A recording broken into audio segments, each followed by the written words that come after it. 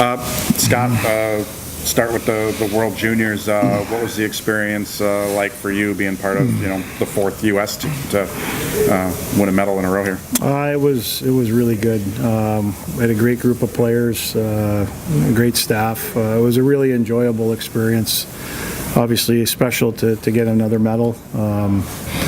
Tough to lose the last game, being in that position, but still something that everybody should be pretty proud of to continue that medal streak. But a real good experience. Mikey, Dylan, and Noah, how'd you see them fare at this tournament? I thought Noah kind of reminded me a little bit of Dylan last year, where it looked like he really grew by leaps and bounds throughout the tournament. Yeah, they did a great job. I'm really proud of those guys. I mean, obviously Mikey and Dylan went through it last year. They were part of the leadership group of our team, and obviously with Mikey with the captaincy, but all those two, especially as older players, were a big part of our team and our success, just having gone through it. And Noah just played his game. He very trustworthy. Certainly had a real good tournament, but they all did, and they were key guys for us, and they played a lot of minutes. Mikey probably played the most, but those guys played a lot of minutes for us, and I know the other coaches really enjoyed having them a part of our team. So as a coach, that makes me feel good hearing compliments about your players, just the way they play and the way they handle themselves, and that tells me I know we've got good kids. What's the key to managing those guys now and making sure their energy level stays up and such after not getting that break?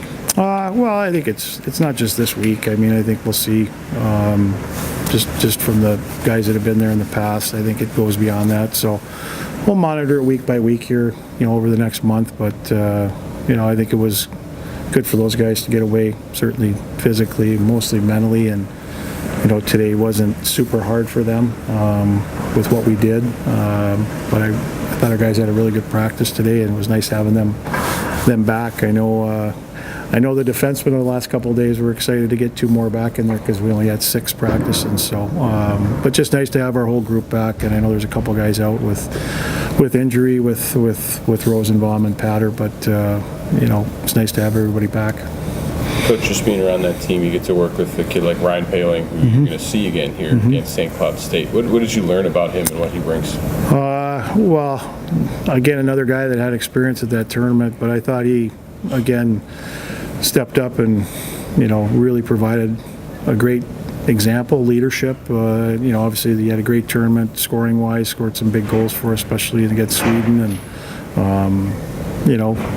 I think his experience playing his third year now of college and 2 years in that tournament really showed there, and hopefully this will be the last year we see him in college, because after that tournament there's a good chance he probably won't be, but he was a big player for us, and I know he is for St. Cloud too, so I know they'll be happy to get him back as well, but really enjoyed being around him and really enjoyed watching him play and have the tournament that he did. Scott, seeing your pal Brett Larson this weekend. What's it like when you get a chance to face off against former assistants like this who've graduated on to be head coaches? You know what? I still remember when I went against Dean. It was awkward. But again, when the game starts, you're obviously you're focused on winning the game and doing what you can for your team as a coach to help you win the game. And when the game's over, you're back to being friends again. So it'll probably be a little bit different for him coming back here. But he should be pretty confident with the team he has in front of him. So it'll be weird to see him on the other bench, but excited to have him back and glad that he's doing what he's doing, because it's not a surprise. More awkward you seeing coaching against Dean for the first time, or like Rawls coaching against You'll have to ask Lars after that. Lars, that's the... So, yeah, I think it's always hard when you're an assistant and then you get your first head job. But just going against your old mentor. But I don't know if Lars will call me that. I mean, we were just, we were a good staff and good friends, and he was a big part of our program here. So, like I said, I'm not surprised he's having success there. Well, what always stood out to you about him as an assistant? What was the impact he made in his 2 stints? Well, I think he's just a great people person. I think he's a good communicator. He's knowledgeable, but just relates well with the players and has that relationship. It's probably a little bit different now to some degree. It always is when you're a head coach versus assistant, but I don't think he's ever going to change as a person. I think he's always had that, and that's the first thing that attracted me to him as coming to work for me the first time was I saw him working with players at our hockey camp, and I was really impressed with how he worked with the players and communicated with the players, and obviously he's grown and matured since then and been through some different experiences. But I think those are the big things, and those are important traits. Brett's replacement on this staff is Adam Krause. How have you seen him grow into this role here in the first half of the season? He's been good. It's nice to have someone that, number one, he's very energetic. He's eager to learn. He's very bright. He's organized. I think, again, another guy that relates very well with the players. That helps with him just kind of being removed from the game, within the year. But it's also nice, I guess, for me and Hertz. I mean, certainly I recruited him to play here and coached him, and him being a captain, we had a pretty good relationship. But it's been fun to watch him grow, and he's been really good, and I'm excited to see where he's going to get to. Looking ahead to St. Cloud, certainly a team that's got some depth in the middle. They've got some depth at wing as well. They're very good up front. What are the challenges you'll face with them trying to slow them down this weekend? Again, I think they're probably, the best team. Offensively, they're gifted. They've got a lot of weapons through their 4 lines, and obviously their decor is very involved with Sean and Schultz and Lazat, and those guys, especially older guys that are really a big part of their offense and get involved in the offense. But I think anytime you play teams like this, you really got to, number one, stay disciplined. Hopefully, stay out of the box, not give their power plays opportunities, take care of pucks. If we're turning pucks over, they're a good team off the rush and transitionally, and just in the D zone defending, we've got to defend hard. They do a lot of things with puck support and numbers down low and plus activating their D. If we don't stop plays, we're going to be chasing a lot, and we're going to have to weather some storms. There's no question, because I think they're that good offensively.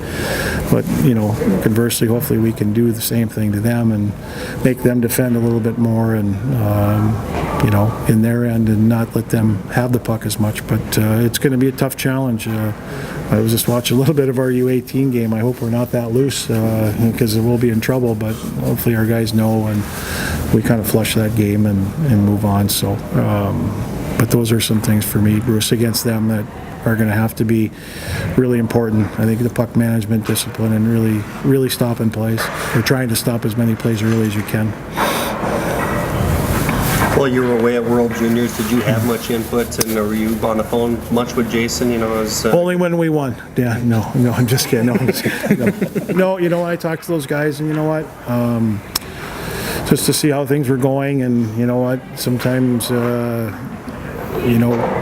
have a little bit, but I don't want to overstep it either. I mean, they're here, they're dealing with the guys. We talked about some things before I left, and so you go in with kind of that plan, but for the most part, no, I want those guys to coach. It's a way for them to learn and grow too. I didn't watch any of the games. I was following them on Twitter to find out the scores, and the only game I was really happy with was Coach Hastings was not happy when we scored in overtime, and he yelled at Swaney again for being a Maverick killer, but I felt pretty good about that. But other than that, no, I just communicated just to see how things are going, and if they had any questions, then I was there to help them and answer them and let them kind of coach the team. Did you know the milestone was approaching, or was that a surprise to you when you found out? I did. I didn't know. It was kind of awkward to get it when you're not even there, but maybe there should be an asterisk by that one. But still pretty cool. I was more excited that we beat Mankato and got a chance to play in the championship game, because that was a big win for our team and a much needed win. And Unfortunately, we couldn't get the second one, but it was a big win at the time.